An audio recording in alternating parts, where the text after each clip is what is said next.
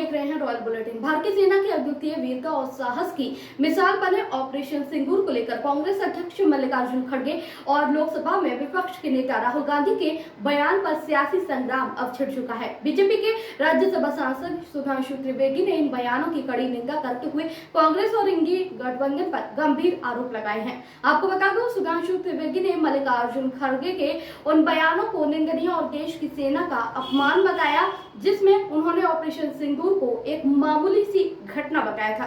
त्रिवेदी ने कहा कि भारतीय सेना के शौर्य और अद्वितीय पराक्रम का प्रतीक बना ऑपरेशन सिंदूर, जिसे दुनिया सलाम कर रही है, उसे कांग्रेस अध्यक्ष के द्वारा मामूली घटना करार देना न सिर्फ केवल निंदनीय है, बल्कि 140 करोड़ देशवासियों की भावनाओं का भी अपमान है। उन्होंने ये भी कहा कि राहुल गांधी ने पहले भी भारतीय वायुसेना और रक्षा क्षमताओं को लेकर कई बार विवादित और निराधार टिप्पणियां की हैं। उन्होंने कहा, राहुल गांधी की ये टिप्पणियां कोई पहली बार नहीं है, वे पहले भी देश के रक्षा संसाधनों और सेना की क्षमताओं पर प्रश्न चिन्ह लगाते रहे हैं। अब खड़गे के बयान के बाद ये स्पष्ट हो गया है कि ये कोई संयोग नहीं, बल्कि सोच समझ कर रची गई एक रणनीति है, जो भारत विरोधी मानसिकता को बढ़ावा देती है और पाकिस्तान जैसे देशों को ऑक्सीजन देने का काम करती है।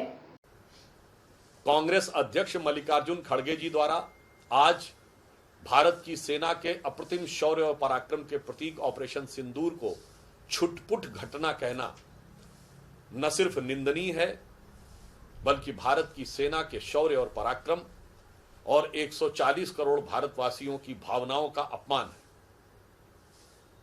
इससे पूर्व राहुल गांधी जी अनेक प्रकार के अवांछित और अनर्गल बातें करते हुए भारतीय विमानों और इनके बारे में न जाने किस प्रकार की बातें कर रहे हैं, जो वो फितरतन पहले भी करते आ रहे हैं। पहले राहुल गांधी और अब खड़गे जी के बयान के बाद एक बात बहुत साफ हो गई है कि पिछले कुछ दिनों में इंडी गठबंधन के नेताओं के जो बयान आ रहे हैं, ये कोई अनायास मुंह से निकले बयान नहीं है। ये एक सुविचारित, भारत विरोधी और पाकिस्तान को ऑक्सीजन देने वाली विचारधारा से पोषित होकर आने वाले बयानों की श्रृंखला है। खड़गे जी का यह बयान यह भी दर्शाता है कि इंडिया गठबंधन नाम रख लेने से कोई दिल से इंडियन नहीं हो जाता। आज इस तथाकथित इंडिया गठबंधन के नेताओं के बयान जिस तरीके से पाकिस्तान की मीडिया में, पाकिस्तान की संसद में, पाकिस्तान की डिफेंस फोर्सेस की ब्रीफिंग में पाकिस्तान द्वारा भारत के विरुद्ध अंतर्राष्ट्रीय स्तर पर दिए जा रहे डोजियर्स में प्रयोग हो रहे हैं, मुझे लगता है कि उसके बाद यदि यह अपने गठबंधन को इंडिया गठबंधन कहने का प्रयास करते हैं, तो निश्चित रूप से साफ दिखाई पड़ता है कि इंडिया गठबंधन का नाम इंडिया रखना मुखौटा है। अंदर से ऐसा दिखाई पड़ता है कि यह पॉपुलर फ्रंट ऑफ पाकिस्तान होता चला जा रहा है। श्री खड़गे जी को मैं एक बात याद दिलाना चाहता हूं कि पाकिस्तान के प्रधानमंत्री, उनका ऑन रिकॉर्ड बयान है, जिसे मैं कोट अनकोट में बोल रहा हूं। शहबाज शरीफ साहब ने कहा कि हमारे सिपह सलार जनरल सैयद आसिम मुनीर ने मुझे रात को 2:30 बजे 9 और 10 की दरमियानी रात को जगाया और कहा कि हिंदुस्तान ने हमारे नूर खान एयरबेस के ऊपर मिसाइल छोड़ी है, मिसाइल गिरा दी है, इन्वर्टेड कॉमा क्लोज। अब अगर इसके बाद भी ये कांग्रेस, खड़गे जी, राहुल गांधी जी को छुटपुट घटना नजर आती है, तो यह दर्शाता है कि उनकी सोच कितनी छोटी है। इसके साथ हम यह भी बताना चाहते हैं कि भारत की सरकार और सेना के लिए सराहना के वाक्य न बोलने वाली ये वो पार्टी है जिसने अपने समय में हुए आतंकवादी घटनाओं का सेना के आग्रह और तैयारी के बाद भी एक बार भी जवाब नहीं दिया। ये वो पार्टी है जिसके नेता सिद्धू जी जाकर पाकिस्तान के सेना अध्यक्ष को गले मिल चुके हैं, जिसके नेता मणिशंकर अय्यर जाकर पाकिस्तान में मोदी जी को हटाने के लिए गुजारिश कर चुके हैं, और जिनकी सर्वोच्च नेता सोनिया गांधी जी आतंकवादियों के लिए आंसू बहा चुकी है। इस पूरे परिप्रेक्ष्य में देखें तो एक बॉटम लाइन बिल्कुल साफ हो जाती है कि कांग्रेस की सोच राष्ट्रवाद के लिए जितनी छोटी है, आतंकवाद के लिए उनकी खाल उतनी ही मोटी है। आज ऐसा लग रहा है कि कांग्रेस और इंडी गठबंधन के नेताओं में पाकिस्तान में चैनलों में अपनी पॉपुलैरिटी पाने की एक होड़ सी लग गई है। हो सकता है खड़गे जी का यह बयान कर्नाटक की स्थानीय राजनीति से भी प्रेरित हो कि जब सिद्धारमैया जी के बयान को इतनी पॉपुलैरिटी पाकिस्तान में मिल गई तो मुझे क्यों नहीं मिलनी चाहिए। और कांग्रेस में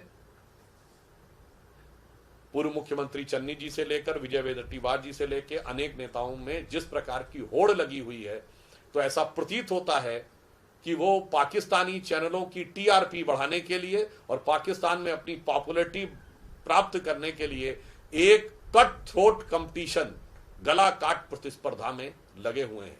भले ही इसमें भारत की गरिमा, सेना के शौर्य का अपमान क्यों ना हो जाए। इसलिए हम इस बयान को निंदनीय तो मानते हैं, पर कांग्रेस पार्टी और इंडी गठबंधन की एक सोची समझी रणनीति का हिस्सा मानते हैं।